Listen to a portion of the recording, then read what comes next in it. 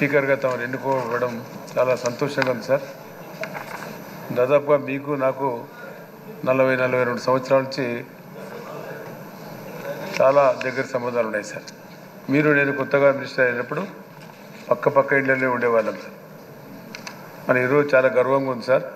మీరు స్పీకర్గా ఆ స్థానం చూస్తే ముందుగా చంద్రబాబు నాయుడు గారిని, లోకేష్ గారిని ధన్యవాదాలు తెలియజేయాలి సార్. ఇలాంటి వ్యక్తి సార్, నిష్కలమైన మనసు. నేను చెప్పేది ఏమిటి సార్, మీరు సభా సంప్రదాయాలు కాపాడండి సార్, సభను గౌరవంగా నడపండి సార్. గత సభ నేను చూశాను సార్, నేను కూడా డిప్యూటీ స్పీకర్ చేశా, చైర్మన్గా కూడా చేశా. సభా సంప్రదాయాలను పక్కన పెట్టడం సార్, వ్యక్తిగత విషయాలు మాట్లాడడం సభలో, చంద్రబాబు నాయుడు గారి గురించి, పవన్ కళ్యాణ్ గురించి, ఫ్యామిలీల గురించి మాట్లాడలేదు సార్ సభలో. అది రికార్డుల నుంచి తొలగించాలి కదా సార్. అన్పార్లమెంటరీ మాట్లాడితే అలో చేస్తారా? నా మీద కౌన్సిల్లో ఉన్నప్పుడు నేను మాట్లాడితే చెప్పకూడదు సార్, అది ఎత్తుకునే కౌన్సిల్ కాబట్టి అన్పార్లమెంటరీ సార్, రికార్డు నుంచి తీసేయండి సార్ చెప్తే రికార్డు నుంచి కూడా తీసేయాలి సార్. అది బుక్ అన్ని ప్రింట్ అయితే అసభ్యమైన భాష కూడా అందులో ఉంటుంది కదా సార్. ఎట్లా సార్ సభను? గతంలో ఉండే స్పీకర్ గారు ఆయన నోటితో నేను చెప్పాను సార్, మళ్ళీ నోరు గడుపుకోవాల్సి వస్తుంది చెప్పారు చెప్తే. ఏం సార్ సభా సంప్రదాయాలు పాటించినాడు సార్ ఆయన? సభను సక్రమంగా నడిపించాడా? వ్యక్తిగతంగా మాట్లాడితే కూడా సార్. కాబట్టి నేను కూడా అంతే సార్, మంచివారు, మీకు అన్ని అనుభవం ఉంది, 7 సార్లు ఎమ్మెల్యే గెలిచారు, మీరు మొదటి నుంచి మంత్రిగా ఉన్నారు.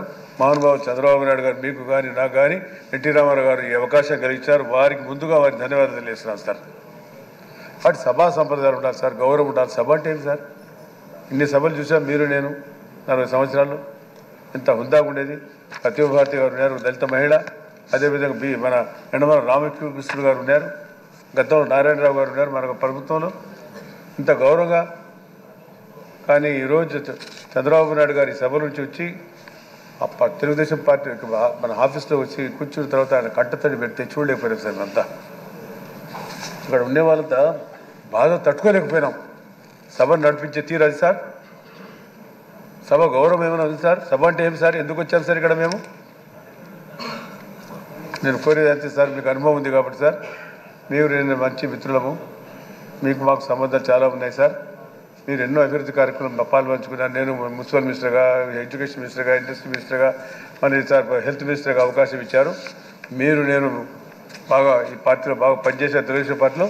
నిన్ననే ఇదే సభలో జగన్ గారు వస్తే మన పార్టీ సంప్రదాయం సార్, ఒక్క మాట ఎవడన్నా మాట్లాడాం సార్. అది నాయకత్వం వచ్చినాడు. ఆయన గౌరవంగా వచ్చి ఆయన తడబడి చేస్తున్నాడు ప్రమాణ స్వీకారం. ఎందుకంటే ఆయన పశ్చాత్తాపడుతున్న చేసిన పాపాలు అవి సార్. ఎవరైనా వ్యక్తిగత విషయాలు మాట్లాడతాడు సార్ సభలో. సభ ఆయన ఉన్న స్పీకర్కు అనుభవం ఉంది, అనుభవం లేనివాడు కాదు, అపారమైన అనుభవం ఉన్నాడు కూడా. ఏంటి సార్ ఆ సభ నడపడం? కాబట్టి నేను కోరుకునే సార్, మీకు అపారమైన అనుభవం ఉంది, బాగా తెలిసిన వారు, బాగా చదువుకున్నవారు కూడా మీరు సభను హుందాగా నడపండి సార్. అదేవిధంగా సార్ డిబేట్ ఇంతవరకు జరగలేదు సార్. నేను ఎప్పుడు చూస్తూ ఉన్నాను. నాదేళ్ళ మనోహర్ గారు కూడా ఉన్నారు, స్పీకర్గా చేసే అనుభవం ఉంది.